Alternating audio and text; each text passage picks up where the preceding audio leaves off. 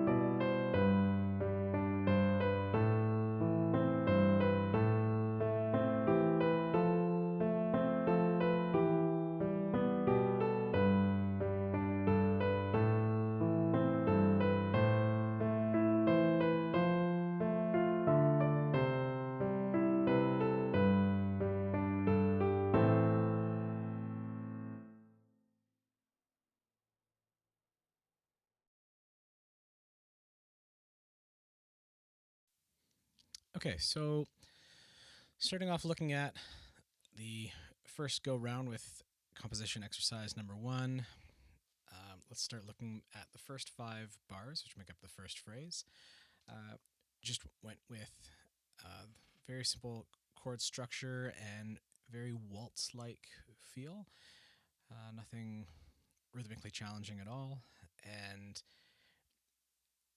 basically, because I was just filling in the blanks, I really didn't give a lot of consideration to the actual melody itself. And so then when I went to the next 5 bars, which are kind of the answering phrase, still not really that much in terms of melodic content. So recognizing that when I went to kind of repeat and vary a little bit those phrases in the third 5 bar phrase, uh, ever so simply changing the melody to having one kind of passing tone, which then follows through into the last of the 5 bar phrases of the A section.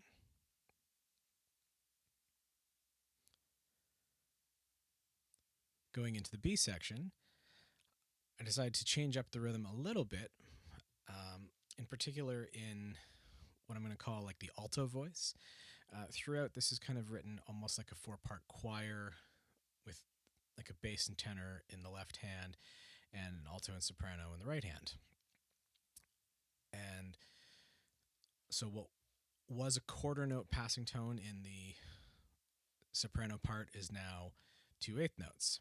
As well, the notes move around a lot more to make it have a little bit more of a melody. And then by making the alto voice happen on the and of 2 as opposed to on beat 3, it gives a little bit more depth to the rhythm and a little bit more feel going on.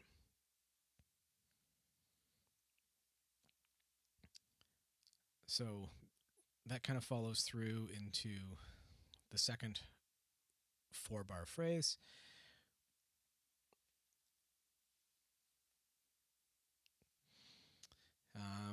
Going into kind of the next 4-bar phrase, again, we keep the same rhythmic structure, and the fourth,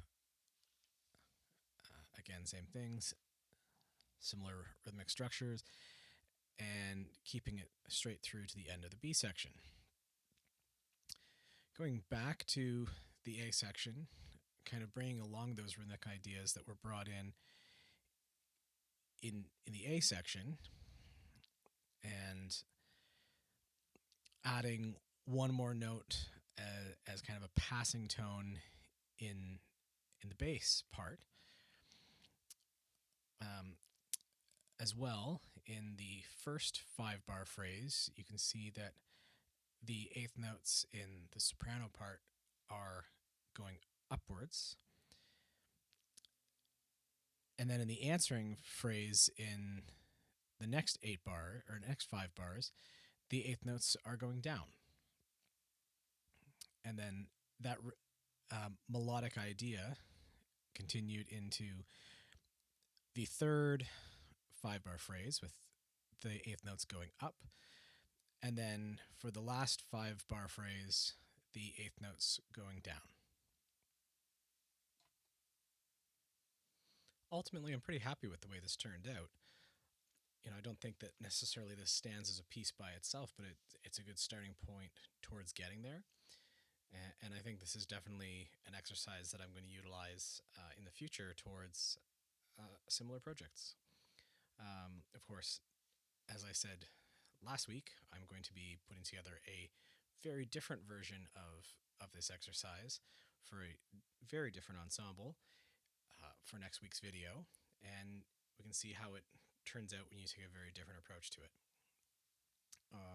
Thanks for watching. Hope you enjoyed, and hit the like and subscribe buttons. Thank you.